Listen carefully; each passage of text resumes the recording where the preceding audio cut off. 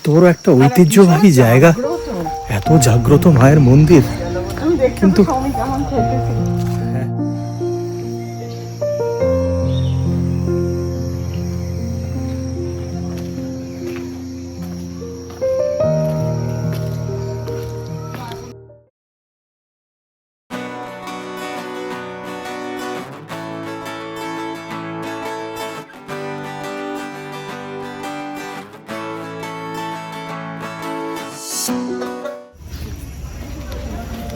আমরা সোমসার গ্রামের সাধারণ লোকজনকে জিজ্ঞেস করতে করতে পৌঁছে গেলাম সেই ঐতিহ্যবাহী মন্দির, যার অবস্থান দামোদর নদীর তীরে সোমসার নামক এক গ্রামের মধ্যে। নর বলি হতো না, মানে ঠাকুর আর কি, মানে রাখা যেত না। হ্যাঁ হ্যাঁ,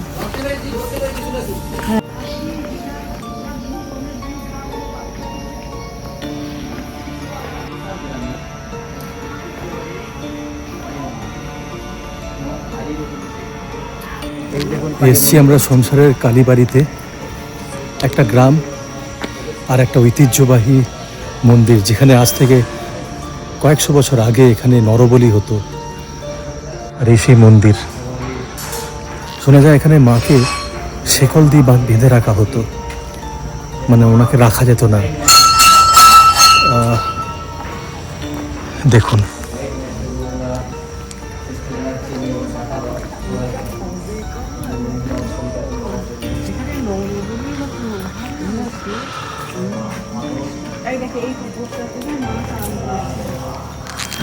সেই মন্দির।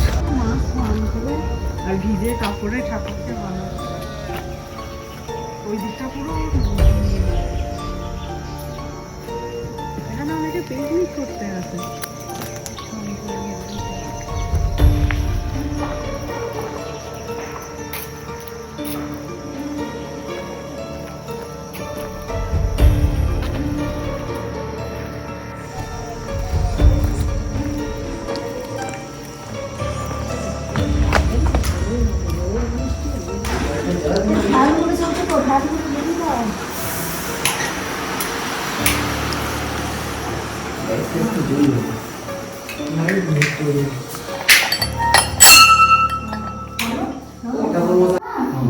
তখন সেটাকেও এমনি মাটিতে থাকতেন, একদম কোথায় যেত না, মা শুধু মা ছিলেন আর কি, মায়ের ইয়ে ছিল, যেরকম ছিল সে পঞ্চমন্দির আসন যেমন ছিল থাকে না, ওই রকম ছিল।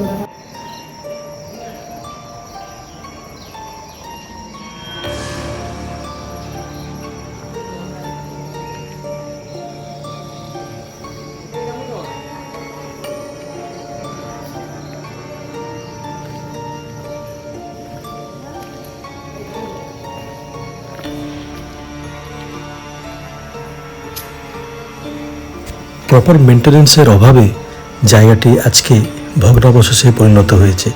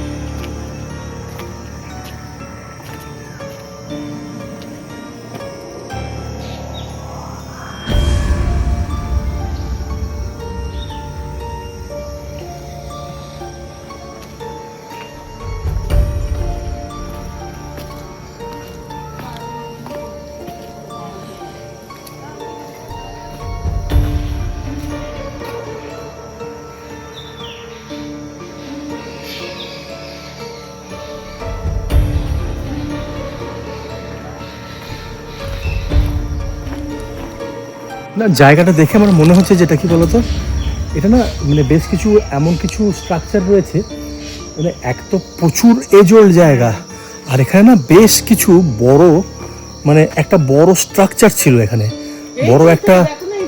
হ্যাঁ, আমি সেটাই বলছি, দেখো এই মন্দিরটা, এই এই এই দেওয়ালটা, একটা বিশাল মন্দির ছিল, যেটা আমরা বুঝতে পাচ্ছি এখন তো সব পড়ে গেছে, ধ্বংসাবশেষ বেশ কিছু রয়েছে। আর এই সামনে যে মন্দিরটি এটা তৈরি হয়েছে, এটা পরবর্তীকালে তৈরি হয়েছে। মানে আমরা ইজিলি এটা ফিগার আউট করছি যেটা বহু পুরনো মন্দির। যাই হোক, মায়ের কাছে আসতে পেরে মনটা আজকে খুব ভালো লাগছে। এই যে এই কেননা স্ট্রাকচারটা দেখো, দারুণ দারুণ, বহু পুরনো এই মন্দির, বহু পুরনো গো, বহু পুরনো। দেখো এই জায়গাটা দেখো, মানে এটা এই জায়গাগুলোকে না ঠিকঠাক করে রক্ষণাবেক্ষণ করা উচিত, তাই না? হ্যাঁ, এত বড় একটা ঐতিহ্যবাহী জায়গা, এত জাগ্রত মায়ের মন্দির, তুমি দেখছো কিন্তু- তো সবাই কেমন খেতেছে। হ্যাঁ। এই যে নদীটা, এখানে পিকনিক করতে কেমন হয়? ওই দূরে বয়ে যাচ্ছে দামোদর নদী, আর দামোদর নদীর পাড়েই এই ছোট্ট একটা গ্রাম, নাম সোমসার। কালে কালে মানুষ সোমসারকে উচ্চারণ করতে করতে ওটা সংসার হয়ে গেছে। এই নদীর পার যাওয়ার রাস্তা, ছোট্ট একটা গ্রাম, আর ওই গ্রামেতেই মা কালীর মন্দির।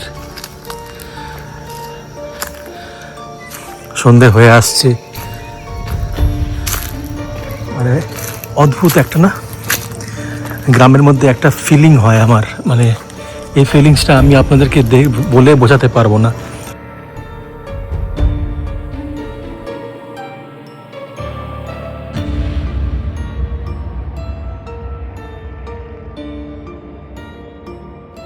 এবার ফেরার পথে হঠাৎ করে গাড়ি থামিয়ে এই দৃশ্যটা দেখুন, যেটা আমি দেখলাম সেটা আপনাদের দেখাচ্ছি।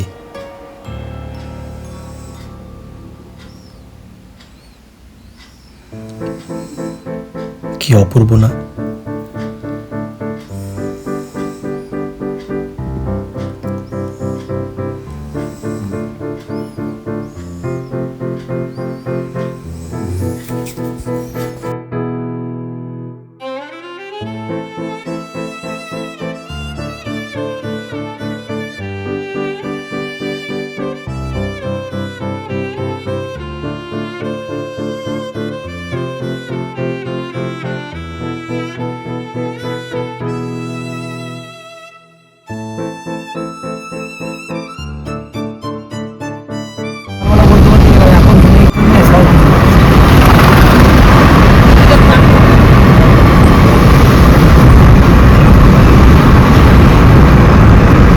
আমাদের জন্য কি নিয়ে এসছে আকে?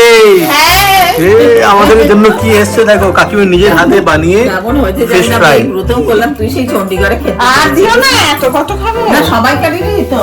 হ্যাঁ, তো একটা একটা করে তো এটা ও ব্যাপারটা কি বলতো, একসাথে খাওয়া আমার দরকার। ঘরের লোকজন যবে থেকে জানতে পেরেছে আমি খেতে ভালোবাসি, একদিকে সোনু বলছে ওজন কমাও ওজন কমাও, আর মানুষ যারা আমাকে বাড়িতে ভালোবাসে ওজন কমাও। তারা আমাকে খাওয়াতে ভালোবাসে, তারপর আমিও খেতে ওখানে ভালোবাসি। শাশুড়ি যাচ্ছে। এবার কাকিমণি নিয়ে এসছে আমার জন্য ফিশ ফ্রাই, এবার খাবো। ওজন কমানোর কথা আমাকে বলো না কেউ প্লিজ, আমি কমাতে পারবো না ওজন।